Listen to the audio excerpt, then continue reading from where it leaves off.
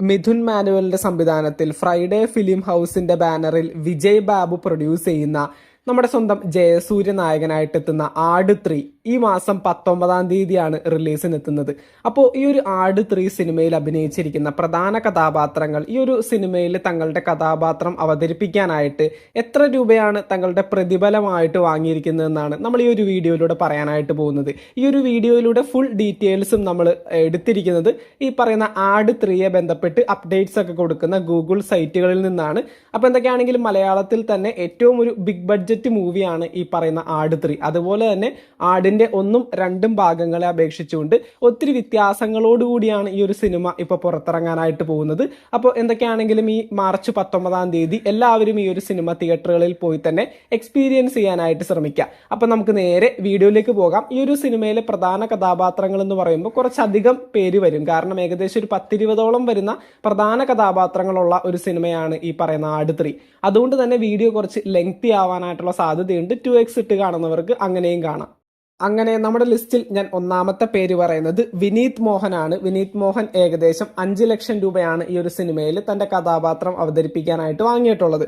അടുത്തതായിട്ട് ഞാൻ രണ്ടാമത്തെ പേര് പറയുന്നത് ഉണ്ണി പി ദേവാണ്. ഉണ്ണി ഏകദേശം 5 ലക്ഷം രൂപ തന്നെയാണ് ഈ ഒരു സിനിമയിൽ നിന്ന് ഈ ഒരു സാലറി ആയിട്ട് വാങ്ങിയിട്ടുള്ളത്. അടുത്തതായിട്ട് മൂന്നാമത്തെ പേര് സുധി കോപ്പ. സുധി കോപ്പ നമ്മുടെ കഞ്ചാവ് സോമനായിട്ട് അഭിനയിക്കാനായിട്ട് ഏകദേശം 10 ലക്ഷം രൂപയാണ് തന്റെ പ്രതിഫലമായിട്ട് വാങ്ങിയിട്ടുള്ളത്. അടുത്തതായിട്ട് ഓൺലൈൻ മീഡിയ പ്ലാറ്റ്ഫോമിൽ നിന്നും ഈ ഒരു സിനിമയിലേക്ക് സെലക്ട് ആയിട്ടുള്ള ഫുക്രു ഏകദേശം 5 ലക്ഷം രൂപയാണ് ഈ ഒരു സിനിമയിൽ അഭിനയിക്കാനായിട്ട് തന്റെ സാലറി ആയിട്ട് വാങ്ങിയിട്ടുള്ളത്. അടുത്തതായിട്ട് നമ്മുടെ ബിജുക്കുട്ടൻ ഏകദേശം 10 ലക്ഷം രൂപയാണ് തന്റെ കഥാപാത്രമായിട്ടുള്ള ബാറ്ററി സൈമൺ അവതരിപ്പിക്കാനായിട്ട് ഈ ഒരു സിനിമയിൽ നിന്ന് വാങ്ങിയിട്ടുള്ളത്. അടുത്തതായിട്ട് ഷാജി പാപ്പന്റെ അമ്മയായിട്ട് അഭിനയിക്കുന്ന സേതുലക്ഷ്മി ഏകദേശം 5 ലക്ഷം രൂപയാണ് തന്റെ പ്രതിഫലമായിട്ട് വാങ്ങിയിട്ടുള്ളത്. അടുത്തതായിട്ട് നോബി ഈ ഒരു സിനിമയിൽ നിന്ന് 10 ലക്ഷം രൂപയാണ് തന്റെ പ്രതിഫലമായിട്ട് വാങ്ങിയിട്ടുള്ളത്. അടുത്തതായിട്ട് ആതിര, നമ്മുടെ ഷാജി പാപ്പന്റെ ചേട്ടന്റെ മകളായിട്ട് അഭിനയിക്കുന്ന ആതിര ഏകദേശം 5 ലക്ഷം രൂപയാണ് തന്റെ പ്രതിഫലമായിട്ട് ഈ ഒരു സിനിമയിൽ നിന്ന് വാങ്ങിയിട്ടുള്ളത്. അടുത്തതായിട്ട് ഹരികൃഷ്ണൻ, നമ്മുടെ സിനിമയിൽ ലോലൻ എന്ന് പറയുന്ന കഥാപാത്രം അവതരിപ്പിക്കാനായിട്ട് 10 ലക്ഷം രൂപയാണ് ഹരി ഈ ഒരു സിനിമയിൽ നിന്ന് വാങ്ങിയിട്ടുള്ളത്. അടുത്തതായിട്ട് നമ്മുടെ നെൽസൺ സൂരനാട്, പുള്ളിക്കാരൻ നമ്മുടെ ഡ്രാഗൺ പൈലി കഥാപാത്രം അവതരിപ്പിക്കാനായിട്ട് 10 ലക്ഷം രൂപയാണ് ഈ ഒരു സിനിമയിൽ നിന്ന് വാങ്ങിയിട്ടുള്ളത്.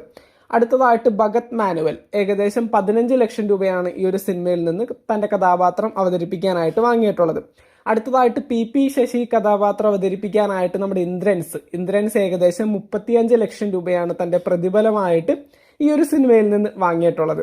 അടുത്തതായിട്ട് തോമസ് പാപ്പൻ കഥാപാത്രം അവതരിപ്പിക്കാനായിട്ട് നമ്മുടെ രഞ്ജി പണിക്കർ ഏകദേശം 30 ലക്ഷം രൂപയാണ് തന്റെ പ്രതിഫലമായിട്ട് ഈ ഒരു സിനിമയിൽ നിന്ന് വാങ്ങിയിട്ടുള്ളത്. അടുത്തതായിട്ട് നമ്മുടെ ഡ്യൂഡ് കഥാപാത്രം അവതരിപ്പിക്കാനായിട്ട് നമ്മുടെ വിനായകൻ ഈ ഒരു സിനിമയിൽ നിന്ന് 35 ലക്ഷം രൂപയാണ് തന്റെ പ്രതിഫലമായിട്ട് വാങ്ങിയിട്ടുള്ളത്. അടുത്തതായിട്ട് നമ്മുടെ സാത്താൻ സേവിയർ ആയിട്ട് എത്തുന്ന സണ്ണി വെയിൻ ഏകദേശം 35 ലക്ഷം രൂപയാണ് തന്റെ പ്രതിഫലമായിട്ട് വാങ്ങിയിട്ടുള്ളത്. അടുത്തതായിട്ട് സച്ചിൻ ക്ലീറ്റസ് എന്ന് പറയുന്ന കഥാപാത്രം അവതരിപ്പിക്കാനായിട്ട് ധർമ്മജൻ ബോൾഗാട്ടി ഏകദേശം 35 ലക്ഷം രൂപയാണ് തന്റെ പ്രതിഫലമായിട്ട് വാങ്ങിയിട്ടുള്ളത്.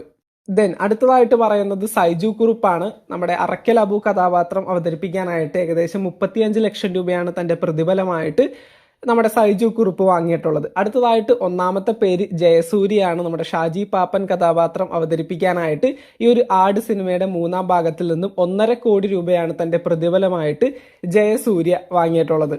അപ്പോൾ ഈ ഒരു സിനിമയെ ബന്ധപ്പെട്ടുകൊണ്ട് 18ഓളം വരുന്ന പ്രധാന കഥാപാത്രങ്ങളുടെ സാലറി ഡീറ്റെയിൽസ് ആണ് ഇപ്പോൾ നമ്മൾ ഈ ഒരു വീഡിയോയിലൂടെ പങ്കുവച്ചത്. ഈ ഒരു വീഡിയോയിൽ പറഞ്ഞിരിക്കുന്ന ഡീറ്റെയിൽസ് ഒക്കെ കളക്ട് ചെയ്തിരിക്കുന്നത് ആട് 3 സിനിമയുടെ ഒഫീഷ്യൽ അപ്ഡേറ്റ്സ് ഒക്കെ കൊടുക്കുന്ന ഗൂഗിൾ സൈറ്റുകളിൽ നിന്നാണ്. അപ്പോൾ കേരളത്തിലെ തന്നെ ഒരു ബിഗ് ബഡ്ജറ്റ് പടമായിട്ട് നമുക്കിതിനെ കാണാം. ആട് 1, 2 സിനിമകളെ പോലെയല്ല, കുറച്ച് വ്യത്യാസങ്ങളൊക്കെ ഈ ഒരു 3ാം ഭാഗത്തിലുണ്ട്. നമ്മൾ ഈ പറയുന്ന ട്രെയിലറും ടീസറൊക്കെ കണ്ടപ്പോൾ നമുക്ക് ഏകദേശം മനസ്സിലാക്കാൻ പറ്റിയ ഒരു കാര്യമാണ്. ഈ പറയുന്നത് പോലെ പഴയ കാലങ്ങളെയൊക്കെ ബന്ധപ്പെട്ട് പ്പെടുത്തിക്കൊണ്ട് ഈ ഒരു സിനിമയിൽ ഒത്തിരി കോമഡി എലമെന്റ്സ് ഒക്കെ ആഡ് ചെയ്തിട്ടുണ്ട്. അപ്പൊ എന്തൊക്കെയാണെങ്കിലും ഈ ഒരു ആട് 3 സിനിമയിൽ എന്താണ് അവർ ചെയ്തു വെച്ചിരിക്കുന്നതെന്ന് ഈ ഒരു മാർച്ച് 19-ാം തീയതി നമുക്ക് കാണാം. എല്ലാവരും ഈ ഒരു മാർച്ച് 19-ാം തീയതി ആട് 3 സിനിമ തിയേറ്ററിൽ പോയിട്ട് എക്സ്പീരിയൻസ് ചെയ്യാനായിട്ട് ശ്രമിക്കാം. എന്തൊക്കെയാണെങ്കിലും കേരളത്തിൽ ടോക്സിക് ദുരന്തർ ഈ ഒരു സിനിമകളുടെ ഒപ്പമാണ് ആട് 3 ഇറങ്ങുന്നത്. പക്ഷെ അതൊരു വലിയൊരു പ്രശ്നമാവും തോന്നില്ല, കാരണം അതൊക്കെ ഭയങ്കര വയലൻസ് പടവും ആട് 3 കേരളത്തിൽ എല്ലാ ജനങ്ങൾക്കും ഇഷ്ടപ്പെടുന്നതും കണക്ട് ചെയ്യുന്നതുമായിട്ടുള്ള കോമഡി എലമെന്റുമാണ്. അപ്പൊ തീർച്ചയായിട്ടും ആ ഒരു സിനിമകൾക്ക് മുമ്പിൽ വീഴാതെ ഷാജി പാപ്പനും പിള്ളേരും പിടിച്ചു നിൽക്കും എന്നുള്ള കാര്യം ഏകദേശം കൺഫേം ആണ്. അപ്പൊ നമുക്ക് മാർച്ച് 19 ഒരു സിനിമ എങ്ങനെയുണ്ടെന്ന് പോയി കണ്ടതിന് ശേഷം വീഡിയോസും കാര്യങ്ങളൊക്കെ ചെയ്യാം. ഈ ഒരു സിനിമയെ ബന്ധപ്പെട്ടുകൊണ്ട് നിങ്ങളുടെ അഭിപ്രായങ്ങൾ താഴെ കമന്റ് ബോക്സിൽ രേഖപ്പെടുത്തുക. ചാനൽ ഇതുവരെ സബ്സ്ക്രൈബ് ചെയ്യാത്തവരാണെങ്കിൽ ഒന്ന് സബ്സ്ക്രൈബ് ചെയ്ത് സപ്പോർട്ട് ചെയ്യുക. വീഡിയോ ലൈക്ക് ചെയ്ത് കാണുന്നവർ ഒന്ന് ലൈക്കും കൂടി ചെയ്തേക്കാം. താങ്ക്